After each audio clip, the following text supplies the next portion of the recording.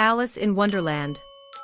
Long ago, on a warm and peaceful afternoon, a young girl named Alice was sitting beside a quiet river with her older sister. Her sister was reading a thick book, but Alice was bored because the book had no pictures and no conversations.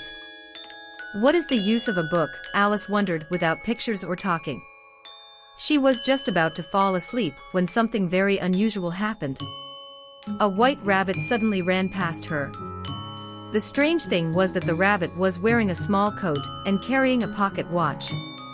"Oh dear! Oh dear! I shall be late," the rabbit cried as he hurried along. Alice jumped up in surprise. "A talking rabbit with a watch," she said. "I must see where he is going." Without thinking, Alice ran after the rabbit across the field. The rabbit quickly jumped into a deep rabbit hole under a tree. Curious and excited, Alice followed him. Down the rabbit hole she fell. Down, down, down she went. The fall seemed to last forever. As she fell, she noticed shelves, books, maps, and jars along the walls of the tunnel. "I wonder how far I've fallen," Alice thought. "Perhaps I'm reaching the center of the earth." Finally, she landed softly on a pile of dry leaves. Alice stood up and looked around. She found herself in a long hallway filled with many locked doors. In the middle of the hall stood a small glass table. On the table was a tiny golden key.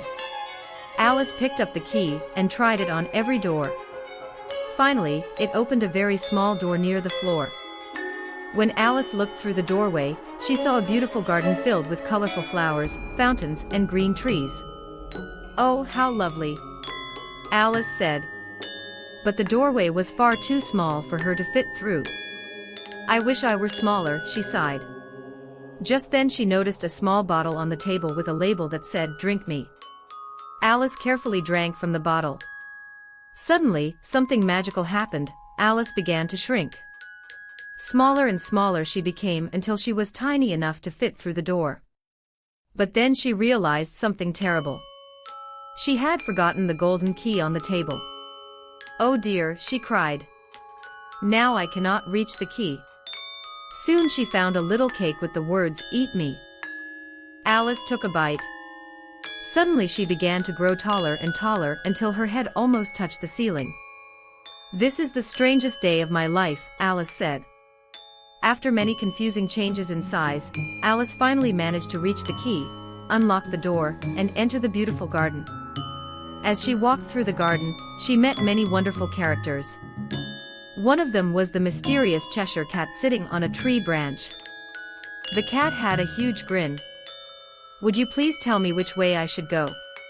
Alice asked politely. "That depends on where you want to go," said the cat. "I don't really know where," Alice replied. "Then it doesn't matter which way you go," the cat said. Then something very strange happened. The Cheshire Cat slowly disappeared until only his smile remained floating in the air. Alice continued walking until she heard laughter and voices. Soon she arrived at a long table where a crazy tea party was happening. At the table sat the Mad Hatter, the March Hare, and a sleepy Dormouse. "No room!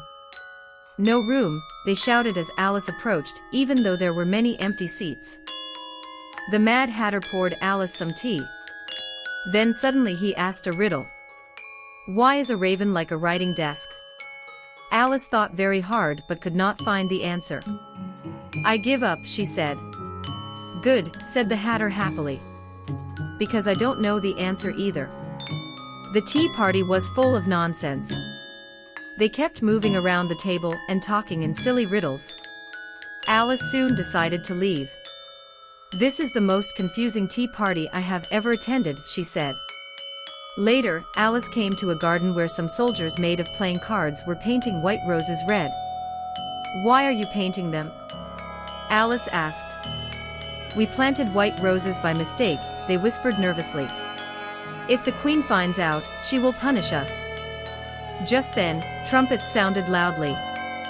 "The queen! The queen is coming!" everyone shouted. Soon the powerful and angry Queen of Hearts arrived with her royal court. The queen had a terrible temper. Whenever she was angry, she shouted, "Off with their heads!"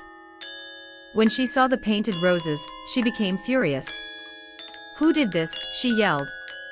Alice felt nervous but stayed quiet. Soon the Queen invited Alice to play croquet. But the croquet game in Wonderland was very strange. Flamingos were used as mallets and hedgehogs were used as balls. The hedgehogs kept rolling away, and the flamingos kept bending their necks. Everything was chaotic. The Queen shouted orders at everyone. "Off with their heads! Off with their heads!" Alice began to realize that the Queen's threats were not really serious. Finally, Alice grew brave. "This is all nonsense," she said loudly. Suddenly everything around her began to spin. The garden, the cards, the Queen, the flamingos, everything whirled around her. Then suddenly, Alice opened her eyes. She was lying beside the river next to her sister. It had all been a dream. Alice sat up and told her sister about the wonderful and strange adventure she had just experienced. Her sister smiled and listened carefully.